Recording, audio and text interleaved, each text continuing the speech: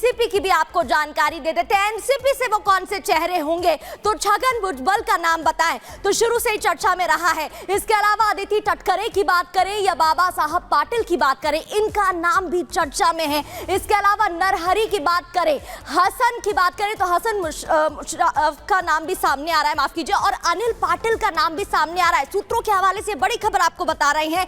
इसके अलावा दत्ता भंडे का नाम भी सामने आ रहा है। और ग्राउंड जीरो से सत्य प्रकाश हमारे साथ जुड़ गए हैं। सत्य प्रकाश, ये तमाम नाम जो सूत्रों के हवाले से चर्चा में है, बताए जा रहे हैं, आपके पास अंदर खाने से क्या जानकारी?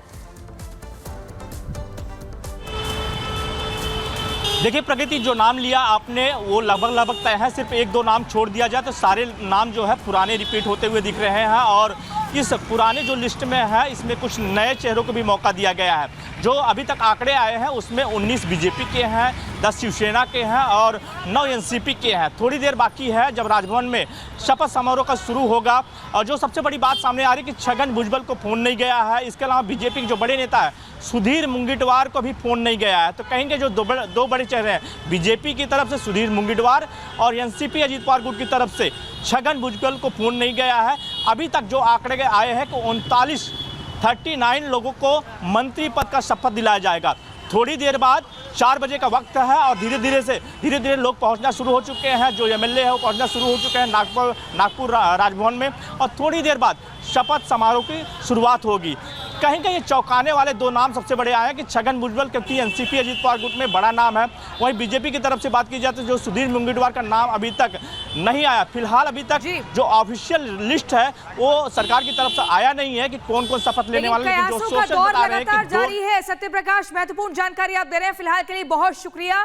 और इसी बीच अपने दर्शकों को बता दें कि जो गृह विभाग है जिस पर शिवसेना की नजर थी, ये भी खबर है सूत्रों के हवाले से कि वो बीजेपी के पास रहेगा। अब अगली खबर आपको राजधानी दिल्ली से बताते हैं। आगामी चुनाव है 2025 में विधानसभा चुनाव के लिए आम आदमी पार्टी ने अपने 70 उम्मीदवारों के नामों का ऐलान कर दिया है, जिसमें सीधे तौर पर पिक्चर क्लियर है। कालकाजी विधानसभा क्षेत्र से मौजूदा मुख्यमंत्री आतिशी चुनाव लड़ेंगी, तो नई दिल्ली से पूर्व मुख्यमंत्री अरविंद केजरीवाल चुनावी मैदान में होंगे। पूरी खबर इस रिपोर्ट में देखिए।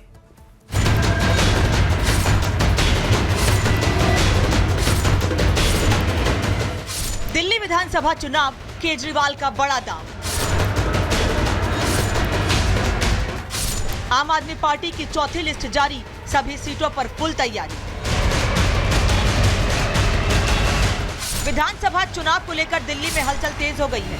आम आदमी पार्टी ने अपने उम्मीदवारों की चौथी लिस्ट भी जारी कर दी है। आपकी चौथी लिस्ट में दिग्गजों समेत 38 उम्मीदवारों के नाम शामिल हैं। लिस्ट जारी करने से पहले आपके मुखिया और पूर्व सीएम अरविंद केजरीवाल के घर पीएसी की मीटिंग हुई। इस मीटिंग में सीटों के आगे लिखे गए नामों पर मुहर लगी और लिस्ट जारी कर दी गई। लोकसभा चुनाव में कांग्रेस के नेतृत्व वाले इंडी गठबंधन के साथ चुनाव लड़ने वाली आम आदमी पार्टी विधानसभा चुनाव आते ही अलग हो गई और दिल्ली के अखाड़े में अकेले ही दो हाथ करने को तैयार है, क्योंकि सवाल दिल्ली के मुख्यमंत्री की कुर्सी का है, जो भ्रष्टाचार के आरोपों में घिरे होने के बाद केजरीवाल को छोड़नी पड़ी। इस बार दिल्ली चुनाव जीतने के लिए आम आदमी पार्टी हर दांव चल रही है। आम आदमी पार्टी की चौथी लिस्ट में कुल 3 मुस्लिम और 5 महिलाएं शामिल हैं। खुद अरविंद केजरीवाल नई दिल्ली से चुनाव लड़ेंगे, जबकि सीएम आतिशी को कालकाजी से टिकट मिला है। सोमनाथ भारती मालवीय नगर से मैदान में है। वहीं सौरभ भारद्वाज ग्रेटर कैलाश से फिर किस्मत आजमाने जा रहे हैं, तो दुर्गेश पाठक को राजेंद्र नगर से उम्मीदवार बनाया गया है। दिल्ली में दंगा भड़काने के आरोपों और मनी लॉन्ड्रिंग केस में फंसे अमानतुल्लाह खां को आपने ओखला से फिर मैदान में उतारा है, जबकि बुराड़ी से संजीव झा, बादली से अजेश यादव और बवाना से जय भगवान को टिकट दिया गया है। बाबरपुर से गोपाल राय को टिकट मिला है। वहीं कस्तूरबा नगर से रमेश पहलवान पर दांव लगाया गया है।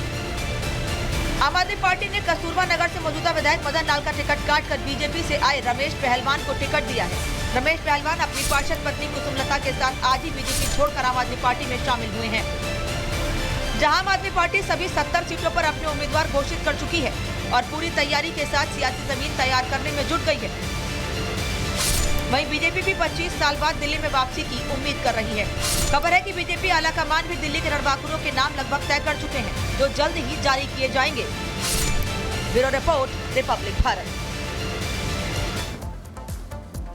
और आगे बढ़ते हुए बात पश्चिम बंगाल की, जहां ममता राज में खुलेआम धमकी दी गई है। दिन मेजॉरिटी से भी मेजॉरिटी हो सकते हैं और हम अपने अल्लाह की ये मेहरबानी होगी जो हम अपने ताकत से ये हासिल करें। ये डेंजरस ट्रेंड, टीएमसी का मतलब तालिबानी मानसिकता और कल्चर है।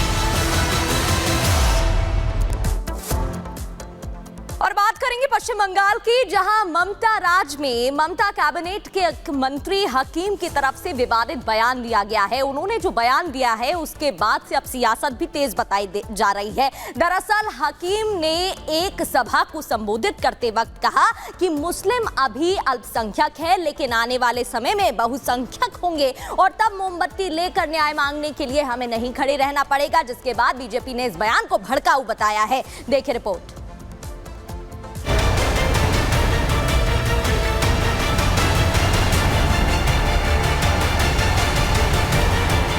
ममता के मंत्री का बयान, दिल्ली तक सियासी घमासान। अल्पसंख्यक बहुसंख्यक का दांव, सियासत का नया अध्याय। किस धर्म की कितनी आबादी, अब इस पर भी सियासत हो। मुस्लिमों को लेकर अक्सर ही नेताओं की ओर से बयानबाजी की जाती रही है। अब एक बार फिर से पश्चिम बंगाल के कैबिनेट मंत्री ने ऐसी बात कही जिससे बंगाल की राजनीति में बवाल मचा है। हम एक ऐसे कौम से हैं जो कौम, बंगाल में तो हम 33% हैं, मगर हिंदुस्तान में भी हम सिर्फ 17% है और हमें माइनॉरिटी कम्युनिटी कहा जाता है। मगर हम अपने आप को माइनॉरिटी नहीं सोचते हैं। हम सोचते हैं अगर अल्लाह की रहमत है हमारे ऊपर, अगर तालीम हमारे साथ है, तो हम एक दिन मेजॉरिटी से भी मेजॉरिटी हो सकते हैं और हम अपने अल्लाह की ये मेहरबानी होगी जो हम अपने ताकत से ये हासिल करते हैं। हमारे कौम बहुत सारे जगह हम देखते हैं,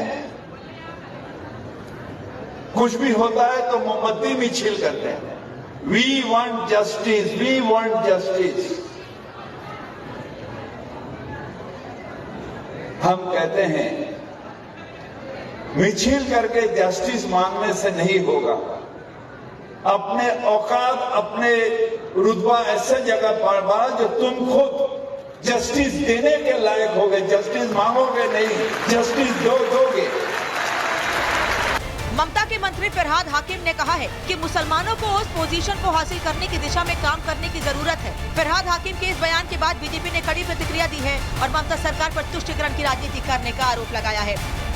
अपनी आबादी बढ़ाने के लिए वो रोहिंग्याओं का, बांग्लादेशियों का और जो घुसपैठी है उनका एक प्रकार से प्रोत्साहन कर रहे हैं। खुलेआम सरेआम कह रहे हैं कि हम एक कम्युनिटी का इस प्रकार से जो है पॉपुलेशन बढ़ाने का काम करेंगे ताकि मेजॉरिटी बन जाए।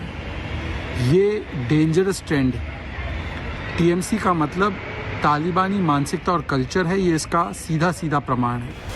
आबादी को लेकर दिया गया बयान अब सियासी सुर्खियों में आ गया है।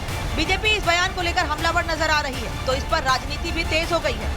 चाहे वो अवैध घुसपैठियों का मामला हो या रोहिंग्याओं का मामला हो या ऐसे कोई भी वर्ग हो, पश्चिम बंगाल की सरकार उनको आश्रय देती है। इसलिए कोई ताज्जुब नहीं है कि यदि टीएमसी के नेता मेजॉरिटी और माइनॉरिटी की बात कर रहे हैं, उन्हें कहीं ना कहीं सुश्री ममता बनर्जी को ये सोचना चाहिए और इस प्रकार की प्रवृत्ति पर अंकुश लगे, इस बात को तय करना चाहिए।